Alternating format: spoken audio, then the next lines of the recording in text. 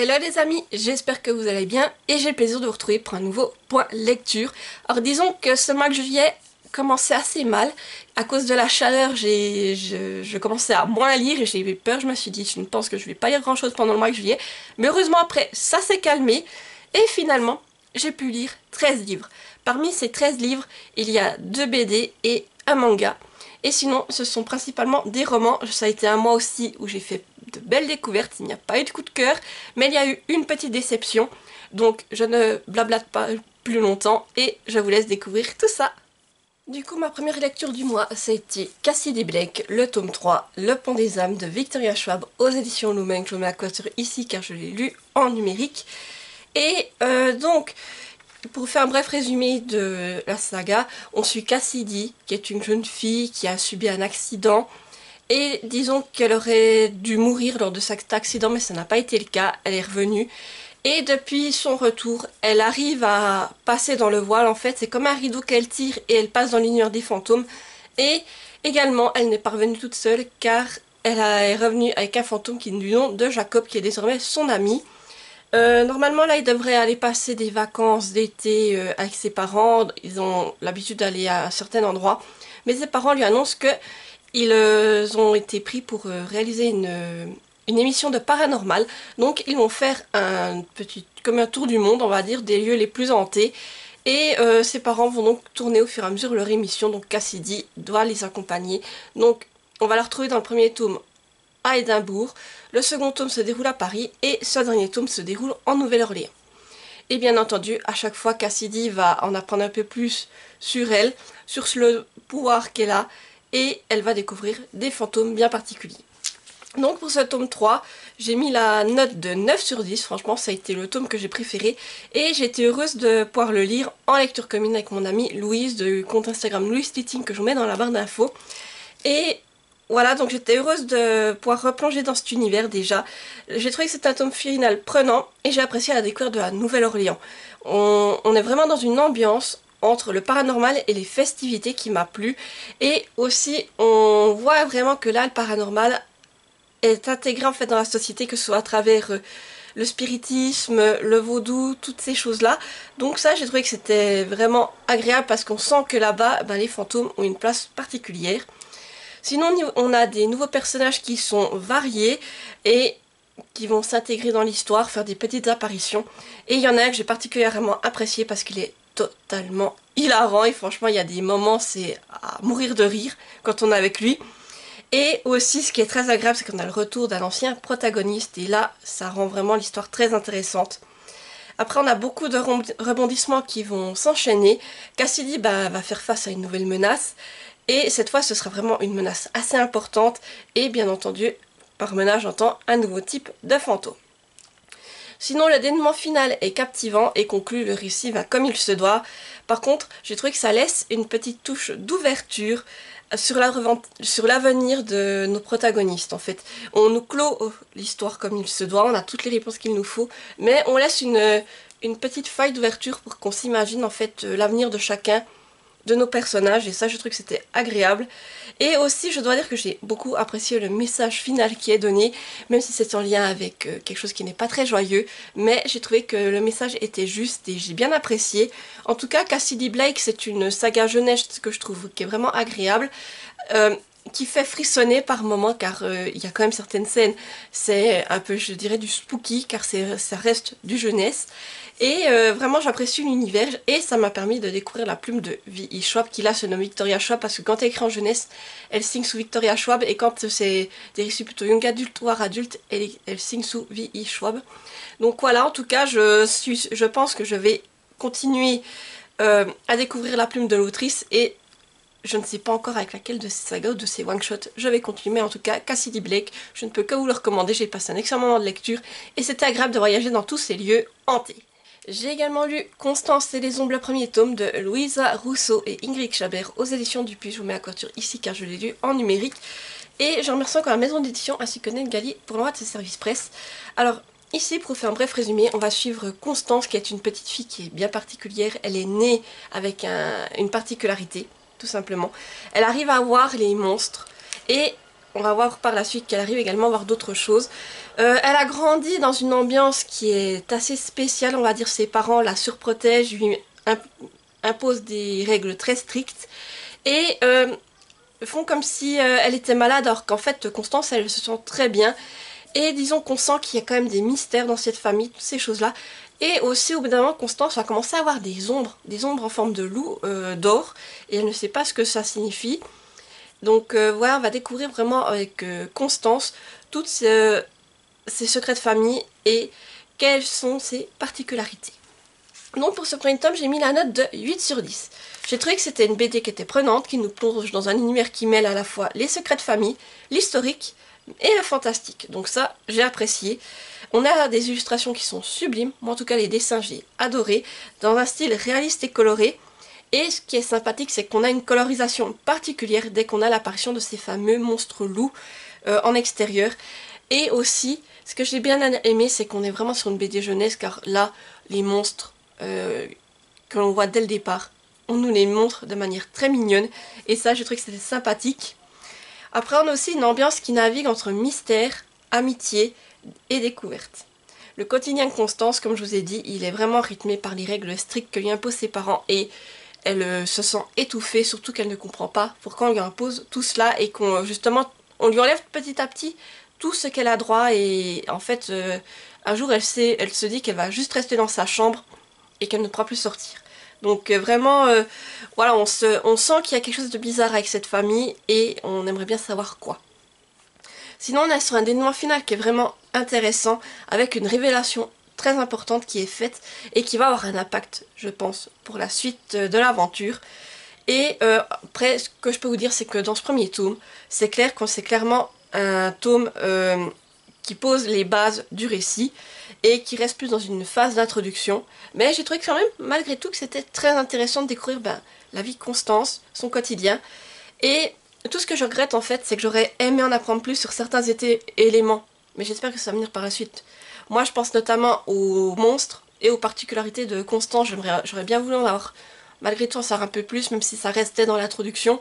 Et voilà, j'espère que j'aurai des réponses à mes questions dans la suite. Mais en tout cas, je suis curieuse et je lirai très certainement la suite des aventures de Constance. J'ai également lu Tibéria, le tome 1, Les Protecteurs de David Shop en auto-édition. Donc je remercie encore l'auteur pour le service presse ainsi que pour sa confiance. Et là donc on est à Tibéria qui a vécu le grand cataclysme qui a séparé cet univers en 5 provinces. Depuis, la paix est revenue et tout est dirigé par le roi Larsa. Tout va pour le mieux jusqu'au jour où le jeune Netfer, qui est avide d'aventure, va dérober un livre, et ce qu'il va découvrir dans ce livre va changer toutes ses convictions. Voilà donc pour le résumé, c'est une lecture à laquelle j'ai mis 9 sur 10, franchement c'était une très belle découverte. En fait j'ai tout de suite été séduite par l'univers qui est complet avec ses territoires variés, et aussi je dois vous dire que la carte qui est au début du livre m'a beaucoup aidée. En fait si vous voulez, je peux vous la montrer. Elle se présente comme ceci, où on voit bien justement les 5 contrées de Tibéria. Et chaque fois en fait on est dans différents villages, tout ça, donc c'est très, on peut vraiment, on en a besoin pour s'y référer. Je pense que c'est aussi une sacrée aide pour comprendre l'histoire où on est, les contrées, tout cela. Et elle a vraiment une importance capitale dans ce récit. Et aussi, franchement elle est aussi sympathique pour pouvoir observer les particularités de chaque région. Et autre chose que j'ai beaucoup apprécié, c'est les caractéristiques spécifiques des personnages selon leur province. Par exemple, dans D'où vient Netfer, ils ont des caractéristiques des aspects un peu plus félins. En fait, ils ont des moustaches, sur le visage, un visage plus félin, et ça j'ai vraiment apprécié. Puis dans les autres contrées aussi, c'est d'autres particularités, il y a que des animaux. Donc tout ça, déjà ça m'a beaucoup plu. Après on est sur une narration multiple entre nos protagonistes principaux, mais également des personnages importants. Et je trouve ça donne du dynamisme, mais ça permet aussi de mieux comprendre chacun des personnages, de comprendre aussi leurs décisions, tout en s'y attachant. Et franchement, les 2 personnages principaux, en tout cas, je me suis beaucoup attachée. C'était un plaisir de les suivre, et chaque fois qu'on en quittait un, en fait on se disait mais j'ai hâte de savoir ce qui va lui arriver. Après on repartait avec un autre, et justement ça s'enchaînait comme ça, et ça donne envie de poursuivre la lecture tout simplement. L'intrigue va donc s'enchaîner entre péripéties et révélations, et nos personnages vont se lancer dans différentes quête qui mêle à la fois l'apprentissage, des complots qui vont les dépasser et bien entendu des découvertes sur leur univers ou sur des choses qu'ils n'étaient pas au courant auparavant. Et pour le dénouement final, l'auteur nous laisse avec un dénouement final qui est déjà palpitant et en plus avec une grosse révélation qui donne envie de se jeter sur le prochain tome et de découvrir ce qui va arriver à Netfer et aux autres protagonistes. En tout cas, j'ai passé un très bon moment de lecture, j'ai été à fond dedans, j'ai apprécié l'univers fantasy comme je vous ai dit et regardez la couverture, franchement c'est... Voilà, il y avait tout pour me plaire, je me suis régalée et là j'ai qu'une hâte, c'est de connaître le second tome et de voir comment les éléments vont s'enchaîner et qu'est-ce qui va arriver à nos protagonistes par la suite. Donc en tout cas une très très bonne découverte que je ne peux que vous recommander. C'est quand même un beau petit pavé, il fait un peu plus de 500 pages, mais c'est écrit quand même assez grand et assez aéré, si je vous montre. Et moi comme je vous dis en tout cas, quand j'étais prise dedans, je n'ai pas vu les pages passer. Après il m'a quand même fallu un peu de temps pour le lire car je vous avoue que je l'ai commencé en pleine canicule et quand il fait chaud, comme je vous avais déjà dit, j'ai un peu plus de mal à me concentrer sur mes lectures ou à lire à mon rythme habituel, donc je lis lentement et c'est pour ça qu'il a traîné, pas parce qu'il ne m'intéressait pas, bien au contraire, c'est juste que la chaleur m'a freiné dans cette lecture, mais sinon j'ai passé une merveilleuse aventure et j'ai hâte de retrouver nos personnages. J'ai également lu Mystic Land, la légende des 5 reines de Marta Alvarez et Leia Lopez aux éditions Hachette. Je vous montre la couverture qui est juste magnifique, je ne sais pas si vous verrez, ouais. Oh, mais franchement j'adore cette couverture. Et ici pour faire un résumé, en fait nous sommes dans un univers merveilleux qui est peuplé de fées, de naïades et d'autres créatures féeriques et qui est gouverné par 5 reines qui vont justement veiller sur cette magnifique contrée. Mais avant tout cela, on en a presque oublié ce qu'étaient ces 5 reines en fait. À l'époque, c'était des filles qui étaient comme les autres en fait. Nous allons donc redécouvrir leur histoire et suivre. Alors c'était une princesse, une couturière, une comédienne, une pâtissière et un secret. Et on va découvrir comment ces personnages sont devenus les reines de ce royaume. Donc c'est une lecture à laquelle j'ai mis 8 sur 10. Franchement, j'avais envie de me replonger dans un récit de l'autrice de Strawberry Moon, donc Leila Lopez. J'avais lu le récit qu'elle avait fait avec les sirènes. C'était une duologie jeunesse vraiment sympathique. Et quand j'ai vu que ce livre était aussi écrit par elle, mais là je crois qu'elle a plutôt fait les dessins. Mais j'avais envie de le découvrir, surtout que là avec des faits, je me suis dit ça peut vraiment, il y a tout ce qu'il faut pour m'intéresser. Et ce qui m'a beaucoup plu déjà, c'est l'univers magique, avec la diversité de créatures fantastiques. On peut aller des sirènes aux êtres du petit peuple, donc vraiment là, j'ai été gâtée à ce niveau-là. Et on rencontre du coup 5 protagonistes qui sont attachantes, avec des caractères variés, et qui vont devoir s'entraider, et donc devoir s'entendre pour arriver à leur fin tout simplement. Et disons que l'entente ne va pas être de tout repos, et que ce livre va vraiment mettre en avant la valeur de l'amitié et de la confiance. Donc c'est ce que j'ai apprécié dans cette lecture. Et aussi on a le lien avec notre monde et Mystic Land qui est abordé. Donc j'ai trouvé que c'était sympa la touche. On sait qu'en fait notre univers existe et de comprendre comment ça se fait et d'où vient justement Mystic Land. J'ai trouvé que c'était bien trouvé ce qu'on nous dévoile.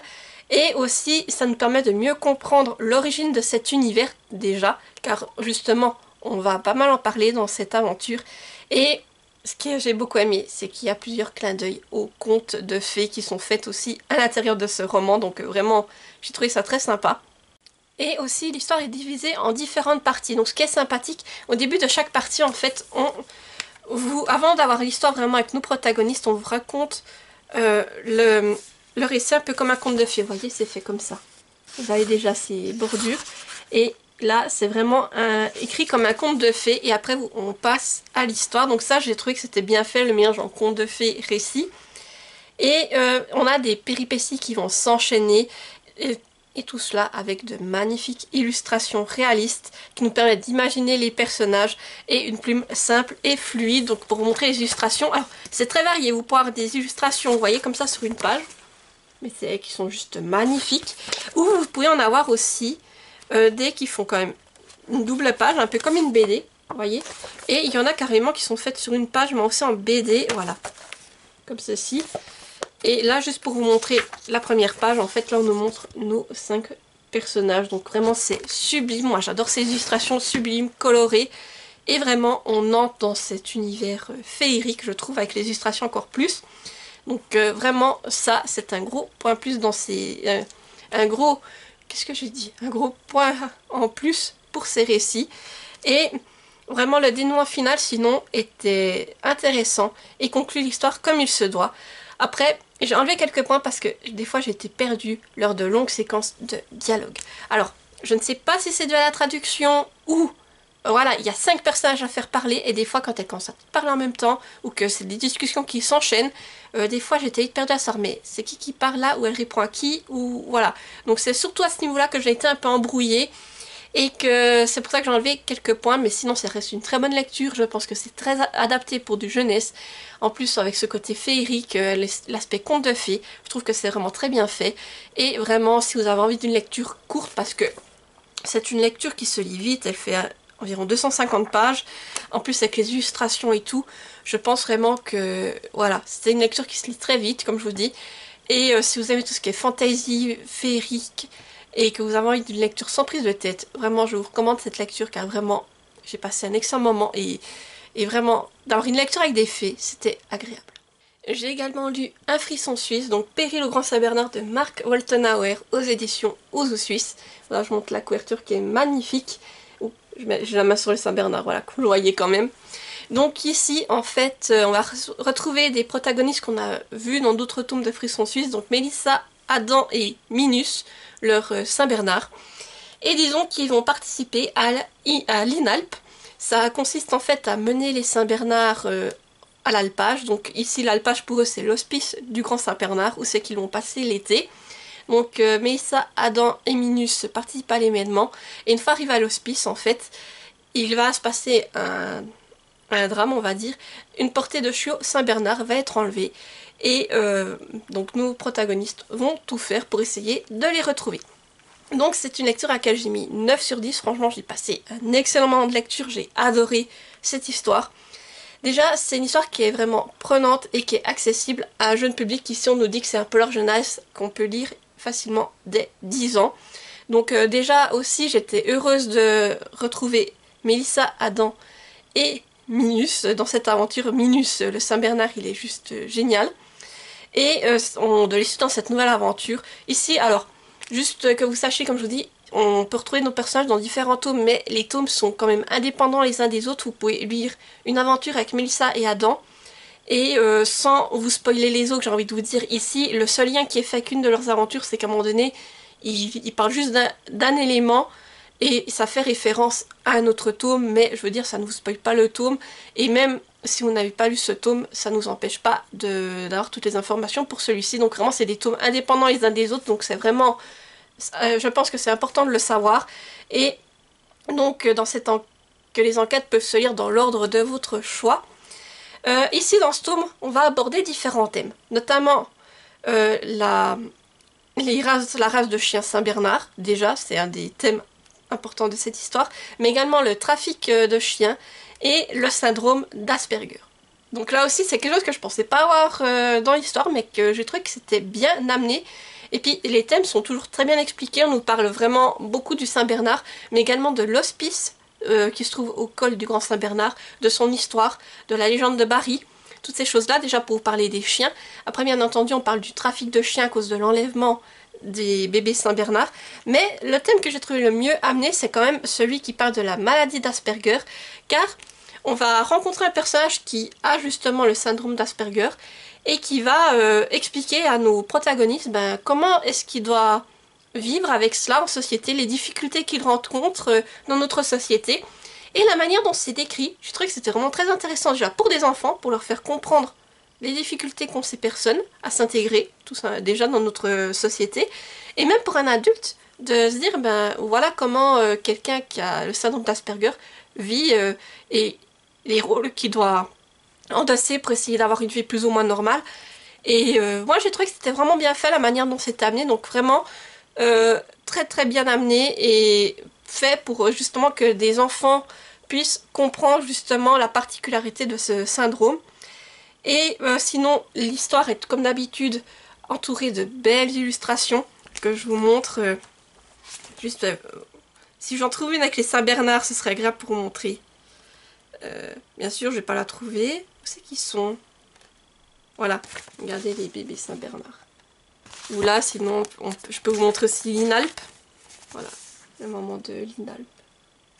Mais vraiment, ces illustrations sont magnifiques, permettent de s'immerger dans l'histoire et moi, à chaque fois, j'adore tout cela.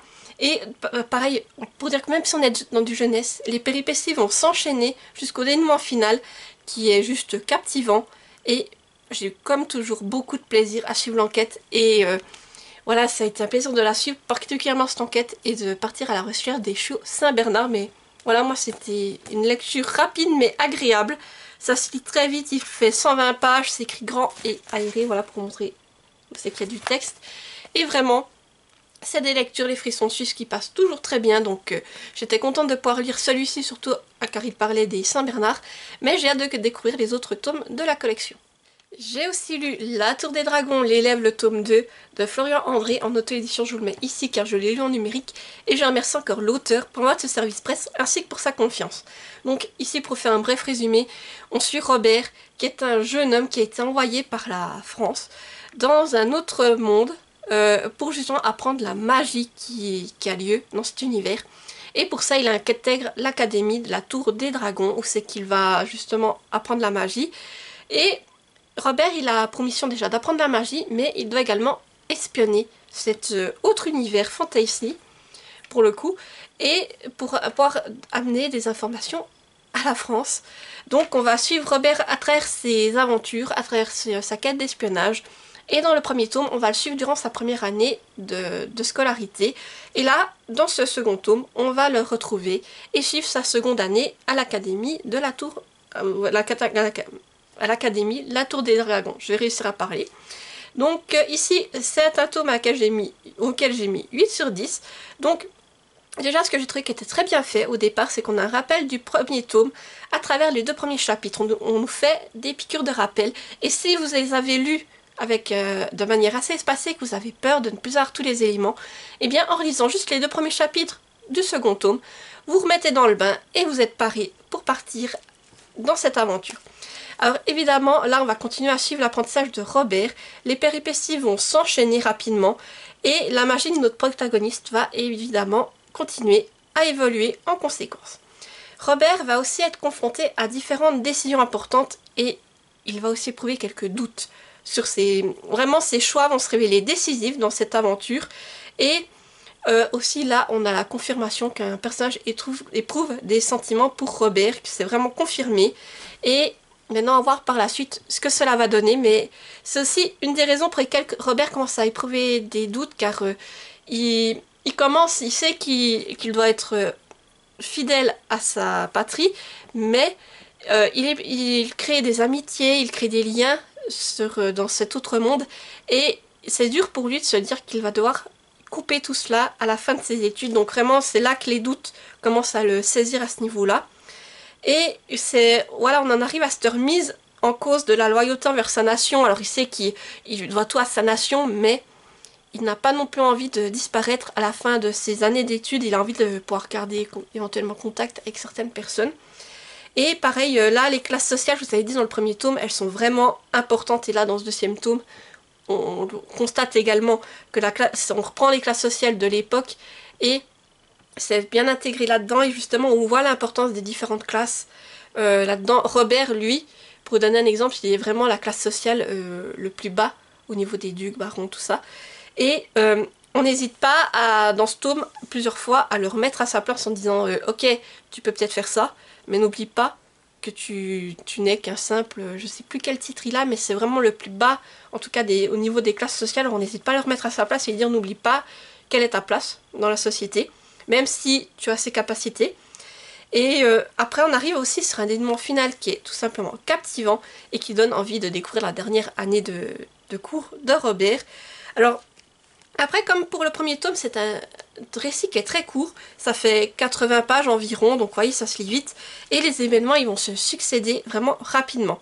Après, je vais faire un peu le même reproche que j'avais fait au premier tome, c'est que moi j'aurais souhaité obtenir plus de descriptions sur certains éléments et aussi plus d'informations lors de certains passages. Je pense qu'on aurait quelques pages en plus pour avoir plus d'informations, ça m'aurait bien convenu, surtout à des passages que je trouvais importants.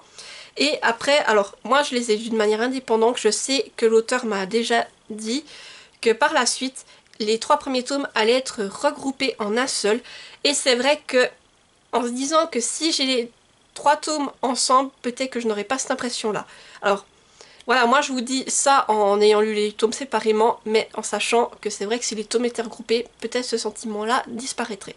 Mais voilà, moi je vais vous faire vraiment la critique sur chaque tome, et pour ce tome 2, c'est ce que j'ai ressenti, c'est pour ça que j'ai enlevé quelques points. Mais ça reste une très bonne lecture avec de la magie, dans un univers fantasy, avec comme des créatures fantastiques. Et on voit les doutes de Robert aussi qui commencent à grandir. Et justement, on se rend compte que Robert va devoir faire des décisions dans le dernier tome et durant sa dernière année de cours à l'académie de la Tour des Dragons. Voilà, donc une très bonne lecture et j'ai hâte de découvrir la suite des aventures de Robert.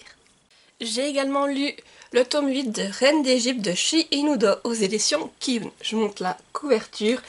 Et pour faire le résumé du premier tome, parce que je ne veux pas vous spoiler, en fait, nous suivons Hatshepsut qui est une jeune femme, c'est la princesse, et disons que son rêve c'est de pouvoir devenir pharaon. Sauf qu'on lui fait clairement comprendre qu'une femme ne peut pas être pharaon, ce rôle est dédié aux hommes, et justement c'est pour cette raison qu'elle va devoir se marier à son frère, pour ainsi pouvoir lui transmettre le pouvoir qui lui permettra de devenir pharaon. Hatshepsut ne va pas du tout les choses de cette façon, mais elle va quand même suivre les convenances, tout en échafaudant un plan pour arriver à devenir la première femme pharaon d'Égypte. Voilà, alors maintenant, à voir si elle va y arriver. Après, on va dire, vu la couverture, vous pouvez vous faire une idée. Mais donc là, il y a pas mal d'eau qui est passée sous les ponts. Et donc, pour ce tome, j'ai mis la note de 8 sur 10. Donc, déjà, c'était un tome prenant et j'apprécie pouvoir suivre plusieurs personnages à travers les chapitres. Il y a une évolution particulière d'un personnage qui m'a beaucoup plu et l'introduction d'un nouveau protagoniste aussi que je ne suis pas parvenue à cerner pour le moment, et justement je suis curieuse de voir comment ce personnage va évoluer par la suite, parce que je suis certaine que dans le... Bah là c'est le tome 8, il y a 9 tomes, donc je pense que dans le tome 9 justement on va le retrouver, en tout cas je suis quasiment certaine qu'on va le retrouver, et justement on va voir comment est-ce qu'il évolue là-dedans. Alors l'intrigue aussi elle se partage entre des actions de rébellion et des décisions stratégiques, car oui toujours Hatshepsut va essayer de tout... voilà, de vraiment tout décider, de tout millimétrer en fait et de tout faire pour laisser une trace en tant que pharaon. Et ce n'est pas au goût de tout le monde, et on va dire qu'il faut vraiment qu'elle fasse attention, car même des gens qui sont très proches pourraient bien la trahir. Comme d'habitude, les illustrations sont aussi magnifiques, c'est un vrai régal pour les yeux. Si je trouve juste quelque chose à vous montrer sans vous spoiler, parce que c'est toujours ça le problème. Est-ce que je pourrais bien vous montrer? Ouais, ça ne spoil pas trop, mais vous voyez, c'est vraiment magnifique ces illustrations. Très réalistes, vraiment. Moi je vous dis, il y a d'une fois, je m'arrête dessus pour les observer en détail, tellement je trouve que c'est beau et que je suis prise dans l'histoire. Même si je suis prise dans l'histoire, il faut que je regarde ces illustrations, car ça, je trouve qu'elles sont sublimes. Du coup, les rebondissements vont s'enchaîner et vers la fin du tome, on va subir une ellipse de 5 ans. Où Hatshepsut, on va la retrouver vieillie et diminuée. Donc c'est pour ça que je vous dis que pour le tome 9, je suis curieuse de voir comment tout cela va être amené. Et ici aussi, l'aspect féministe est abordé d'une autre manière, surtout dans le dénouement. C'est clair que c'est un manga assez féministe par le fait que Hatshepsut souhaite devenir pharaon, mais là on lui fait prendre conscience d'un point que je trouve important, et justement qui remet en question aussi tout le féminisme de l'histoire. Donc à voir comment cela va être traité aussi dans le dernier tome. Et alors pourquoi est-ce que j'ai enlevé quelques points? Tout simplement parce qu'Hatshepsut, elle m'a un peu perdue dans ce tome, je dois avouer. J'ai pas compris certaines de ses décisions, et parfois j'avais l'impression d'avoir manqué des éléments clés. C'est comme s'il me manquait des chapitres pour vraiment comprendre pourquoi est-ce qu'elle fait ça. Et je me demande aussi si par moment le poire ne lui monte pas un peu à la tête. Voilà, donc après, comme c'est l'avant-dernier tome, maintenant on nous a mis beaucoup de choses en place. C'est un tome qui a été vraiment... Oui, il s'est passé beaucoup d'événements. Et maintenant je me demande comment le tome 9, qui est le dernier tome de la saga, va boucler tout cela, donc je suis curieuse. Après j'aime toujours autant cette saga, même si ce tome, effectivement il se passe beaucoup de choses, mais Hatshepsut m'a complètement perdu là-dedans. J'ai également lu le premier tome de Kid Misery, donc c'est les Delta Faucons de Célia Ibanez et Paco Kyoyato au dessin, et c'est aux éditions Greenlight. Voilà, je vous montre la couverture. Alors ici, on est dans un univers fantasy où les enfants apparaissent à travers les rayons de lumière, et les grands de 12 ans vont assister à une cérémonie de départ et on ne les voit plus. Après la question se pose aussi tard, mais où sont les parents et pourquoi est-ce qu'ils évoluent tout seuls en fait. Mais on va dire que une fois par année, lorsque les bébés apparaissent, on a plusieurs enfants qui vont aller les récupérer, et disons que la cérémonie ne se passe pas très bien, car effectivement des oiseaux vont venir capturer les bébés et vont en même temps capturer certains des enfants. Mirko et certains de ses amis vont donc tout faire pour les retrouver, et disons qu'ils ont eu des aventures vraiment périlleuses. Voilà donc pour le résumé, et je remercie encore l'autrice qui a eu la gentillesse de m'envoyer ce service presse, et comme d'habitude je la remercie pour sa confiance, parce que faut dire j'ai déjà lu H+, qui était une saga de science-fiction, et Reboot, pareil, qui est aussi dans de la science-fiction, et là j'étais curieuse de la retrouver, mais plus dans une ambiance jeunesse, et voilà, donc vraiment j'étais curieuse de découvrir ce récit et de voir comment c'était amené, et je n'ai pas été déçue car je lui ai mis la note de 9 sur 10. Alors, déjà oui, effectivement, comme je vous dis, on est sur de la jeunesse, mais plus dans un style fantastique, et pareil, j'avais hâte de découvrir cette saga. Donc moi j'appréciais tout ce qui était l'univers fantasy proposé avec les créatures fantastiques qu'on nous propose, et ce qui est vraiment bien fait, c'est qu'on a aussi des animaux réinventés, notamment notre protagoniste a un petit chien qui s'appelle Crispy, et c'est un chien arc-en-ciel, je crois qu'ils appellent, c'est-à-dire qu'il peut changer de couleur selon les dangers, ou voilà, il est là, Crispy. Donc voilà, c'est vraiment très mignon, j'ai trouvé. Et ce qui est aussi sympa, qui rappelle un peu la science-fiction, c'est qu'on a des hybrides mi-animaux, mi-robots, notamment les Delta Faucons que l'on voit ici. Et ça m'a vraiment beaucoup plu. On est sur une histoire prenante où c'est que bien entendu, il y a une quête qui va mêler l'aventure, l'amitié, l'entraide et l'humour. Et ça, je trouve que c'est vraiment bien fait. Et tout cela avec une plume fluide et immersive. Et moi, disons que j'ai beaucoup aimé les passages avec les Delta Faucons, parce que le Delta Faucon, au départ, on nous le décrit comme un animal méchant, sauf qu'après on nous donne des détails et on comprend en fait que ces animaux, c'est leur côté robot, en guillemets, qui est maléfique, mais que l'animal en lui-même, s'il n'est pas contrôlé, n'est pas méchant. Donc c'est vraiment cette part-là que j'ai trouvé que c'était bien amené, de nous dire que c'est pas l'animal en lui-même qui est méchant, mais c'est sa partie robot. Et ça m'a beaucoup plu, la manière dont c'était fait. C'est pour ça que je me suis vraiment intéressée à tous ces passages avec les Delta Faucons. Après, bien entendu, il y a aussi des mystères qui planent, comme je vous disais, sur l'arrivée des enfants à Arkia, voilà, c'est l'univers dans lequel ils vivent, et où vont donc les grands une fois qu'ils ont atteint 12 ans, qu'est-ce qui leur arrive, où est-ce qu'ils disparaissent, toutes ces choses-là, bien entendu, il y a tous ces mystères qui restent, et peut-être qu'ils seront abordés plus en détail dans la suite. Après, on a des illustrations aussi qui sont magnifiques pour nous accompagner, qui sont colorées et vraiment qui permettent de s'immerger dans l'histoire, mais vraiment vous en avez à toutes les pages. Voilà, par exemple, là je vous montre, c'est la carte de l'univers que vous voyez. Si je vais un peu plus loin, vous avez aussi la présentation des personnages que l'on rencontre dans ce tome, donc là aussi c'est très bien fait. Et là, voilà, là vous avez le premier chapitre.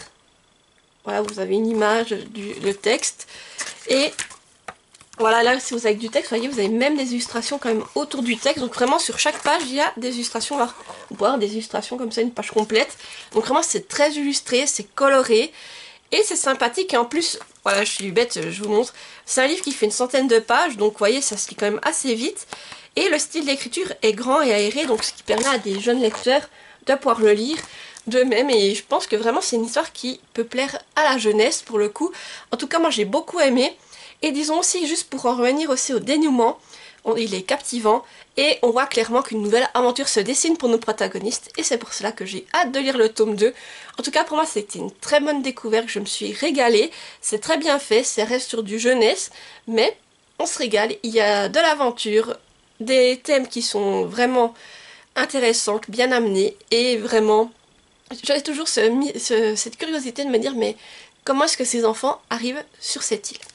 Donc voilà, une très bonne lecture que je ne peux que vous recommander. J'ai également lu le premier tome de Livy Mort et Vie, donc Livy et les passeurs d'âme de Nathalie Sirac aux éditions Forgotten Dreams, que je vous mets ici car je l'ai lu en numérique. Et je remercie encore l'autrice pour l'envoi de ce service presse ainsi que pour sa confiance. Et donc ici, pour faire un bref résumé, on va suivre Livy, qui est une jeune femme de 16 ans, qui a subi un drame. Effectivement, elle a perdu son père il n'y a pas si longtemps, et sa famille a donc décidé de quitter Paris pour s'installer dans un milieu plus campagnard, une ville plus petite, et donc ça signifie pour elle un nouveau lycée. Elle va donc devoir se réintégrer, elle va très vite se faire des nouveaux amis, et parmi eux, il y a deux garçons assez particuliers. Et elle va après aussi faire la rencontre du Chapelier Fou, qui est un albinos aussi vraiment très bizarre, on va dire, qui lui fait peur dans un premier temps. Et à force de côtoyer tout ce monde, Livy va petit à petit découvrir également l'univers des passeurs d'âme. Et donc on va la suivre à travers ses aventures. Donc c'est une lecture à laquelle j'ai mis 8 sur 10. Franchement, c'était un premier tome que j'ai trouvé prenant, qui pose bien les bases de l'univers. Et aussi, on a des personnages qui sont bien construits, avec des caractères hauts en couleur et attachants. Par contre, on a aussi une variété de personnages rencontrés au niveau des rencontres qu'a faire Livy tout au long du tome, et ça j'ai trouvé agréable, surtout qu'on en a des qu'on s'attache vraiment et d'autres que c'est vraiment des personnages que on a juste envie de leur foutre des claques à chaque fois qu'on les voit, mais c'est vraiment bien fait. Je dois dire que j'ai particulièrement adoré le Chapelier Fou. Il a un côté totalement déjanté que j'ai apprécié, et il présente différentes facettes tout au long du roman à Livy, ça m'a beaucoup plu. Et surtout, petit aparté, en fait, il m'a donné faim, parce que il y a beaucoup de moments, c'est qu'on le voit qu'il est en train de cuisiner, et chaque fois que je le voyais qu'il y avait ces moments-là, franchement, j'avais juste envie de m'attabler à la table avec eux et de pouvoir manger, surtout quand il préparait ses recettes de pâtes, ça avait l'air délicieux. Mais vraiment, j'ai adoré ce personnage. En plus, on est sur une plume qui est fluide, détaillée, et qui va aborder avec justesse des thèmes comme le harcèlement scolaire, le deuil et la mort. Effectivement, on est sur un univers de passeurs d'âme, donc voilà, ce n'est pas vous spoiler de vous révéler cela. Et le harcèlement scolaire a vraiment une grande importance dans l'histoire, vous le découvrirez au fur et à mesure, mais ce n'est pas non plus un spoil, je trouve, de vous le révéler. Après, effectivement, on va aussi rencontrer des esprits, vous en doutez, ça va avec le thème des passeurs d'âme. Donc là aussi, je ne vous spoilerai pas, mais c'est décrit trigger warning, comme ça que vous saurez au cas où si vous souhaitez vous lancer dans la lecture, et au cas où si c'est des trigger warnings qui peuvent vous affecter. Donc tout au long de ce tome, Livy va découvrir le monde des passeurs d'âme, et elle va ainsi que ses dons en fait, tout simplement. Et bien entendu, elle va découvrir d'abord les bons côtés de cet univers, mais également plus tard les menaces qui peuvent peser sur ces êtres particuliers. Donc ce tome, je pourrais dire, est axé sur l'apprentissage, l'amitié, l'entraide, et notre protagoniste, Livy, donc va donc prendre des décisions spontanées qui vont, on va dire, se retourner contre elle, donc vraiment pour nous montrer que c'est quelque chose qui est très complexe, qu'on ne maîtrise pas comme ça. Eh bien, on va dire que, voilà, Livy va en payer le prix, tout simplement, et on est sur un dénouement qui est passionnant, qui ouvre sur de nouvelles perspectives pour le second tome, et qui attise du coup ma curiosité. Après, pourquoi est-ce que j'ai retiré quelques points? En fait, c'est que parce que au long de ce roman, Livy va éprouver des sentiments amoureux assez hésitants vers plusieurs personnages. Et disons que à ce niveau-là, moi, j'ai du mal en fait de la suivre sur ce point, et c'est pour ça que j'ai retiré donc quelques points à ma note. Mais si je devais vous faire un résumé, je dirais que ce tome, en fait, c'est clair, il a un côté qui peut être assez introductif, mais moi, ça ne m'a pas dérangé, parce que c'est vrai que des fois, alors ça passe et d'autres fois ça ne passe pas, et là c'est vraiment bien passé. C'est vraiment, j'étais prise dans cet univers, ce monde entre lycée, apprentissage au niveau des dons de passeurs d'âme de Livy, et on a ces personnages qui sont vraiment très réalistes surtout. J'étais prise dedans et je voulais connaître la suite. Après, si je devais vous dire un livre qui m'avait fait aussi cette impression-là, c'est voilà, on était vraiment dans l'univers, on suivait le personnage un peu dans ses découvertes, même s'il ne se passait pas grand-chose pendant quelques temps. Ça me fait penser à La Maison au milieu de la mer cérulienne, en fait, au niveau du ressenti que j'ai eu. Et justement, alors effectivement, on nous introduit l'univers, tout ça, on suit Livy qui va découvrir tous ces éléments, qui va apprendre sur ce nouveau monde, et on a quand même quelques rebondissements, voilà, mais c'est vrai que j'ai quand même été prise dedans, je voulais connaître la suite et j'espère que dans le tome 2 ça va continuer, qu'on va poursuivre l'apprentissage d'Olivie, de découvrir en fait les erreurs qu'elle a pu commettre dans le premier tome, comment est-ce qu'elle va essayer de les réparer, toutes ces choses-là. Et franchement, j'ai hâte de retrouver le Chapelier Fou, donc voilà, c'est une lecture, c'est du fantastique. Et si vous avez envie d'en découvrir plus sur l'univers des passeurs d'âme, je ne peux que vous recommander cette lecture. J'ai également lu Alfred, un amour de chat, le tome 1, le duel des cœurs, de Dante et Forlini, aux éditions Jungle. Je vous mets la couverture ici, et je remercie encore la maison d'édition ainsi que Nengali pour l'envoi de ce service presse. Donc ici, nous sommes sur Alfred, qui est un jeune chaton qui vit dans la rue, et en se promenant à travers les rues, il va rencontrer deux jeunes filles, Marie et Violette. Elles ne sont pas du tout elles ne vivent pas du tout dans les mêmes conditions. Et les deux sont intéressés par le chat, mais c'est... Voilà, donc va donc commencer une lutte pour décider qui sera la propriétaire d'Alfred. Et de son côté, Alfred va donc découvrir la manière dont chacune de ces deux fillettes vit et va devoir choisir son foyer. Donc voilà pour le résumé. C'est un livre c'est une BD à laquelle j'ai mis 8 sur 10. Et donc c'est un récit jeunesse que j'ai vraiment trouvé sympathique. On a de belles illustrations colorées. Je vous mettrai ici, si j'y pense, une planche pour vous montrer, mais c'était vraiment très beau. Ça reste un côté très jeunesse avec des traits plus épais. J'ai bien aimé la manière dont le chat, aussi Alfred, est dessiné. Vraiment, c'est très bien fait, coloré. Ça correspond tout à fait au style jeunesse que l'on veut dépeindre là-dedans. Et Alfred, pour moi, j'ai trouvé que c'est un chaton particulier, avec des traits drôles. Et j'ai surtout adoré ses mimiques, en fait. Alfred, il est pas fait pour être beau. On peut le trouver mignon, mais c'est plus un chat avec des traits humoristiques. Et franchement, selon les expressions qu'il fait, c'est tout simplement hilarant. En tout cas, moi, j'ai bien rigolé à ce niveau-là. Et un autre élément qui est bien fait, j'ai trouvé à travers cette BD, c'est qu'on a des bulles de dialogue spéciales pour les animaux, c'est-à-dire que quand c'est l'animal qui parle, en fait la bulle de dialogue, au lieu d'avoir juste une bulle de dialogue traditionnelle, vous avez en fait la silhouette de la tête de l'animal. Donc quand c'est le Alfred qui parle, vous avez pour la bulle de dialogue, c'est une silhouette de chat, la tête de la tête d'un chat. Et en fait, avec ce système-là, c'est plus simple d'attribuer les dialogues quand vous avez un humain et les animaux qui parlent, pour savoir qui dit quoi. Et surtout, je trouve que d'avoir fait ce système-là, ça nous fait bien comprendre, d'un côté, que les humains ne comprennent pas les animaux, mais par contre que les animaux comprennent les humains. Et ça, c'est juste derrière ça, je trouve que c'est bien fait, c'est clair, et voilà. Moi, je trouve chapeau d'avoir fait ce système-là, en tout cas, ça me plaît beaucoup. Après, on est aussi dans un contexte historique qui est bien repris. On est dans les années 1870, il me semble, à Liverpool, si mes souvenirs sont bons. Et on a nos deux personnages, donc Marie et Violette, qui viennent de milieux différents. Marie vit plus dans la précarité. Violette, elle, par contre, est très riche et voilà, elle obtient tout ce qu'elle veut. Et on a les deux fillettes qui ont des caractères vraiment différents, forts et vraiment très distincts. Et disons que ça n'empêche pas de les rendre attachantes, car même Violette, qui part un côté plus bourgeois, quand on la voit seule avec Alfred, en fait, on comprend et on s'y attache aussi parce que on comprend en fait ce qu'elle vit, et c'est pour ce qui nous la rend attachante malgré tout. Et Alfred donc va découvrir les deux foyers, il va découvrir les vies qu'on peut lui proposer en suivant chacune des fillettes, et il va découvrir donc chaque fois les bons et les mauvais côtés que ça peut avoir s'il reste avec Violette ou avec Marie. Et le petit chat va bien sûr devoir choisir une maison, et le dénouement donc vu comme c'est fait, laisse présager justement que l'amour qui est porté à Alfred et sa place dans son nouveau foyer vont être remis en cause. Je ne peux pas vous en dire plus. Ce sera vraiment, je pense, un des enjeux du tome 2.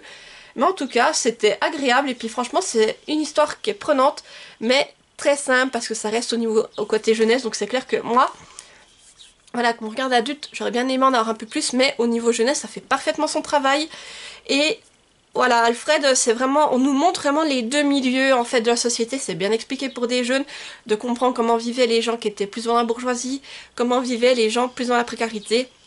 Et Alfred va très vite le comprendre, effectivement, même s'il serait peut-être plus heureux avec l'une et avec l'autre qu'il obtient plus de choses, mais ça veut dire se restreindre sur certains éléments, eh bien il va devoir faire un choix, Et voilà, donc vraiment, comme je vous dis, c'est une BD qui est simple, mais qui fait le travail. En tout cas, moi, j'ai passé un très bon moment. En plus, elle est courte, elle fait, je crois, 50 pages. Donc ça se lit très vite. Et je suis curieuse, étant donné l'élément qui arrive à la fin, de voir comment on va nous introduire le tome 2 et ce qui va se passer à l'intérieur. J'ai également lu Off Campus, le tome 4, The Goal, d'El Kennedy, aux éditions Gourmand. Je vous mets la couverture ici, car je l'ai lu en numérique. Et celui-ci, disons que j'avais vraiment envie de le lire car j'ai toujours apprécié cette saga jusqu'à présent. Et j'essaye toujours de me lire un tome en été, donc voilà, je voulais à tout prix le lire à cette période. Et pour vous faire un bref résumé, en fait, on suit plusieurs membres d'une équipe de hockey. Et on va dire que chacun des membres de cette équipe va vivre une romance dans le tome qui est approprié. Donc on a déjà suivi 3 joueurs de hockey. Et là, on va suivre la dernière. Donc là, on va s'intéresser à la romance concernant Tucker et Sabrina. Voilà, donc tout ce que je peux vous dire sans trop vous spoiler, justement. Alors ici, disons que les autres, j'avais bien apprécié, j'avais passé des bons moments. Ici, j'ai déjà mis une note de 6 sur 10.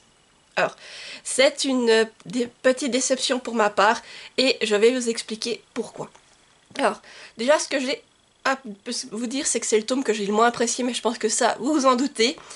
Et comme je vous disais, on s'intéresse au couple Tucker-Sabrina, donc 2 personnages qui apparaissent peu dans les autres tomes, parce que Tucker, il est assez effacé.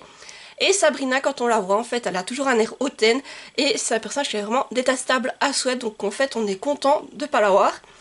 Et le récit, contrairement à ce que je pensais, il ne débute pas à la suite du tome 3, en fait. On revient un coup en arrière, et on commence au moment où Tucker et Sabrina se sont rencontrés. Et disons qu'en faisant comme ça, en revenant en arrière, eh bien, on a quelques clins d'œil qui sont faits à l'histoire qui arrive à Dan entre-temps. Donc ça, j'ai trouvé que c'était agréable, et puis disons qu'il y a quand même quelques notions d'humour qui peuvent être abordées de cette manière, et aussi, on a quand même des moments drôles, j'ai trouvé, dans cette histoire. Moi, ce que j'ai relevé, c'est particulièrement la scène du cours de peinture qui était incroyable, c'est que j'ai beaucoup ri. Après, j'ai quand même apprécié le personnage de Tucker, en fait, on le découvre, c'est ça qui est agréable, et j'apprécie ses côtés attachants, patients et bienveillants. Par contre, je n'ai pas changé d'opinion sur Sabrina, et je peux même ajouter égoïste et incohérente à la liste que j'ai faite tout à l'heure. Et pour moi, c'était vraiment un personnage agaçant. Tout du long, elle se prétend intelligente, mais elle change d'avis comme de chemise, et elle va passer une bonne partie de l'histoire dans le déni, en fait. Elle décide que si elle fait en sorte qu'elle ne croit pas ou qu'elle ne pense pas à quelque chose, eh bien ça va s'en aller, tout ça, alors que non, nous sommes dans la réalité, ce n'est pas en arrêtant de penser à un truc qu'il ne va pas nous arriver, et disons que, voilà, c'est la mentalité de Sabrina tout au long de l'histoire, et ça m'a un peu, voilà, déjà je la trouve agaçante, mais surtout, étant donné la thématique de cette histoire, je me suis dit, non mais tu peux pas fermer les yeux comme ça marche pas comme ça, et surtout, quand on nous dit que c'est quelqu'un qui est très intelligent, qui sait ce qu'il veut, tout ça, c'est pas cohérent, j'ai trouvé, avec son personnage, et c'est ça qui a fait que j'ai pas vraiment adhéré. Et aussi, alors on va dire que ce tome prend un tournant par rapport aux autres histoires qu'on a eues, et déjà on a une histoire d'amour qui est peu présente, alors ça m'a moins plu, et j'admets, et on a beaucoup de scènes de sexe, mais vraiment qui sont décrites de manière plus crue que dans les autres tomes, et ça non plus j'ai pas trop apprécié parce que c'est pas pour ça que j'allais là-dedans, et ça m'a refroidi pour le coup. Alors après, j'admets que vu que depuis le tome 3 on sait le thème que ce sera sur le tome 4, je vous dirai pas lequel c'est parce que sinon ce serait vous spoiler déjà la fin du tome 3 et le tome 4, mais j'admets que ce thème m'avait moins emballé au départ, et c'est aussi peut-être pour ça que je ne suis pas parvenue vraiment à entrer dans l'intrigue, mais même s'il n'y avait que ça, je n'y aurais pas mis une aussi mauvaise note, c'est parce que vraiment, j'ai pas retrouvé les émotions et les histoires d'amour des autres tomes, et vraiment j'ai été déçue à ce niveau-là. Et d'autant plus, pour les autres tomes, je me suis attachée aux 2 personnages. Là, il y en a un sur 2, et le deuxième était vraiment agaçant. Et comme on voit un chapitre du point de vue de Sabrina et ensuite un point de vue du point de vue de Tucker, et bien tout ce qui était du point de vue de Sabrina, parfois je levais les yeux au ciel, je me disais mais... Ah, je soupirais vraiment, elle m'agaçait, j'avais pas de plaisir à la suivre, et voilà, c'était dommage, mais voilà, c'est le tome un peu que j'ai la moins aimé, qui a été un peu décevant pour ma part.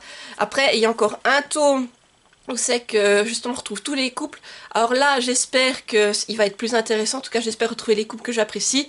Tucker et Sabrina, on verra bien après, parce qu'il y a plusieurs années qui sont passées, donc peut-être que Sabrina aura un peu changé. Mais voilà, j'ai encore ce tome-là à lire, et après je pourrais me lancer dans une autre série, Briar University. Voilà, donc, mais suis presque au bout de celle-là, et je voulais quand même lire ce tome 4, même si je l'ai moins accroché pour le coup, et c'est pour ça qu'il n'a qu'un 6 sur 10, et que ça reste une petite déception pour ma part. Ah oui, et j'ai oublié de mentionner, en fait, il y a quand même plusieurs trigger warnings à l'intérieur de ce tome. Je ne vous les dis pas là pour ne pas vous spoiler, mais au cas où, vous pouvez les retrouver sur mon blog. Dans la chronique, ils sont tout au fond de la chronique et ils sont mentionnés au cas où, parce qu'il y en a quand même pas mal et il vaut mieux les connaître. Après, tout ce que je peux déjà vous dire, c'est que oui, effectivement, on aura du sexe et du langage sexuel et du langage cru. Ça, je vous l'ai dit, c'est pas du spoil, mais après, pour les autres, je vous laisse les lire dans ma chronique si vous souhaitez les découvrir, sinon je ne les dis pas pour ne pas vous spoiler.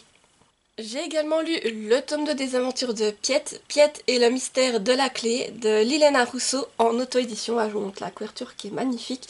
Et pour faire un résumé du tome 1, on suit Piette et ses deux amis, Marco et Julie, qui vivent dans un orphelinat. Un jour, en période de Noël, ils vont faire une sortie, ils vont aller visiter un marché de Noël. Et à ce moment-là, Julie va disparaître. Les deux amis vont partir à sa recherche et vont tomber sur un monde fantastique. Voilà, je ne vous en dis pas plus, je vous laisse découvrir le reste. Mais disons que là, en fait, pour introduire l'histoire, on va dire que Piette possède une clé et elle va l'oublier quelque part. Et cela pourrait avoir de graves conséquences pour l'autre monde qu'ils ont découvert dans le premier tome. Voilà. Donc je remercie encore l'autrice qui a eu la gentillesse de m'envoyer ce service presse ainsi que pour sa confiance. Franchement, j'avais hâte de redécouvrir nos trois protagonistes et de les suivre dans de nouvelles aventures. Ici, c'est une lecture à laquelle j'ai mis 8 sur 10, car j'ai trouvé que c'était une histoire qui est parfaitement adaptée à de jeunes lecteurs. On est sur une plume qui est simple, accessible et fluide, comme avec les autres livres que j'ai lus d'elle. Et ce qui est bien, c'est qu'on a le résumé du premier tome en fait au début du livre, ce qui permet de vraiment bien se replonger dans l'intrigue. En fait, si vous voulez le résumé, il est là. Vous avez tout ça, c'est du résumé. Voilà, vous avez précédemment. Et ça, je trouve que c'est vraiment agréable de les mettre parce que, surtout pour des enfants, ça permet de leur rappeler ce qui s'est passé dans le premier tome et ensuite de partir sur de bonnes bases dans ce second tome. Après, on est sur un récit qui est vraiment intéressant et qui met en avant de belles valeurs. Ici, notamment, on a l'amitié, l'entraide et le pardon. Et ça, j'ai vraiment apprécié. C'est vraiment fait de manière aussi à ce que ça parle aux jeunes. Et pour moi, je trouve que c'est vraiment bien fait, que ça amène oui, comme je dis, vraiment de belles valeurs à l'intérieur du roman. On a aussi avec des personnages attachants comme pour le premier tome et c'est un plaisir de les suivre dans leur péripéties. En plus là dans ce tome on a un nouveau protagoniste qui va rejoindre leur bande d'amis et ça fait plaisir d'en apprendre plus sur lui également. Et on est dans un univers qui est à la fois féerique et varié. Donc on peut être autant au départ on part dans un univers qui est un peu plus froid en fait en hiver. Donc c'est vrai que ça rafraîchit un peu par ce temps. Et après on peut partir dans des zones où c'est plus printanière ou bien même de la mer et ça c'est vraiment sympathique et en plus on peut rencontrer plein de créatures féeriques et ça c'est vraiment agréable et voilà donc c'est vraiment une histoire sympathique vraiment et tout ce que j'ai pourquoi est-ce que j'ai enlevé un point en fait c'est tout simplement car j'ai trouvé le dénouement final un peu rapide à mon goût. Après on reste sur du jeunesse c'est normal mais c'est vrai que même pour ce côté jeunesse je pense que ça aurait pas été dérangeant de rajouter une page ou deux en plus à la fin.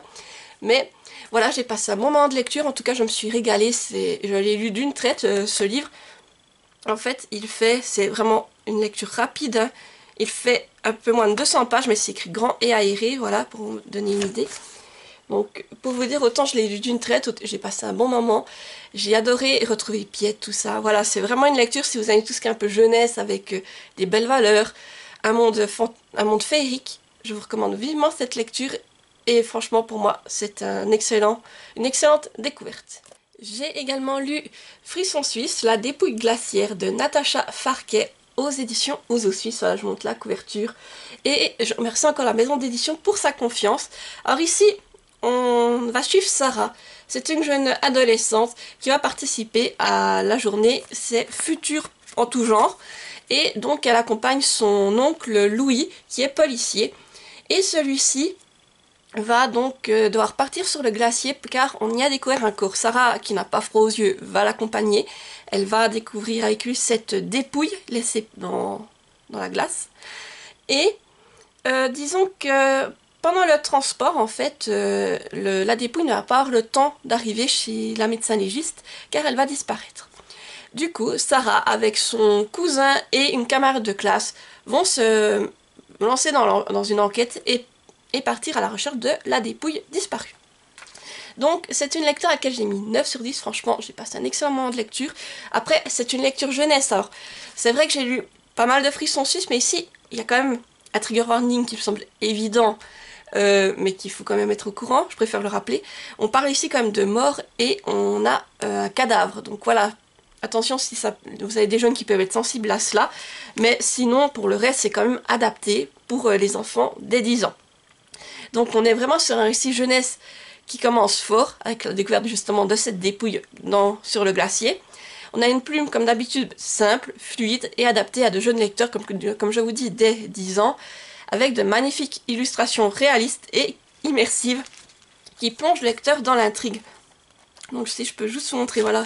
Là, vous arrivez quand ils partent en hélicoptère. Voilà, vous voyez, vous avez le texte.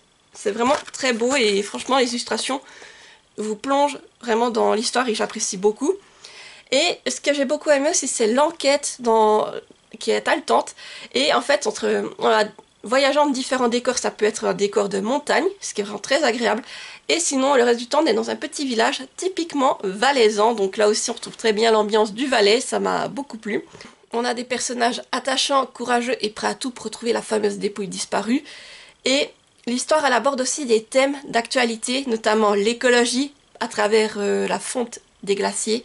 Et on a aussi des belles notions qui sont abordées comme l'amitié et l'entraide. Donc c'est vraiment sympathique la manière dont c'est tourné là-dedans. Et on va dire que les péripéties vont se succéder. Et lorsqu'on pense que nos trois amis touchent au but, eh bien non. En fait, il y a un nouveau mystère qui va totalement relancer l'enquête, et ça, j'ai trouvé que c'était aussi bien fait, parce que je pensais qu'on arrivait à la fin de l'histoire, ça m'aurait déjà convenu comme ça, et non, on nous met un deuxième rebondissement, et je me suis dit, ah ouais, alors ça, je l'avais pas vu venir, et franchement, c'était agréable. Et on a un dénouement final qui est captivant, et qui conclut parfaitement cette aventure, donc voilà, j'ai passé un très bon moment de lecture, ça se lit très vite, il fait un peu plus de 120 pages, et comme je vous dis, on a un texte qui est grand, aéré, avec des images, j'aimerais vous montrer autre chose, si je trouve. Voilà, vous voyez le texte qui est assez grand et puis là les images. Vraiment non, moi je trouve que c'est très très bien fait. Je me suis régalée avec ce tome et franchement j'ai hâte de découvrir les autres frissons suisses qui me restent à lire. Et voilà, j'arrive au bout de ce point lecture. N'hésitez pas à me dire en commentaire si vous aussi vous avez lu certains de ces livres et ce que vous en avez pensé, ou est-ce qu'il y a certains de ces livres qui vous font envie. Si vous êtes trop timide pour laisser un commentaire, mettez-moi un emoji, vous pouvez me mettre l'emoji avec les 3 livres empilés, ou un emoji spécifique à un livre, par exemple pour Piette, vous pouvez me mettre un flocon de neige, Reine d'Égypte, si vous trouvez quelque chose en lien avec l'Égypte, ou bien pour Kids Mystery, vous pouvez me mettre un faucon, voilà. Faites-vous plaisir, sinon comme d'habitude n'hésitez pas à mettre un petit pouce en l'air pour soutenir la vidéo, activez la petite cloche pour ne pas rater celles qui vont suivre et à vous abonner car ça fait toujours plaisir et ça soutient la chaîne. Sur ce, je vous dis à mercredi prochain pour une nouvelle vidéo et portez-vous bien, bye bye.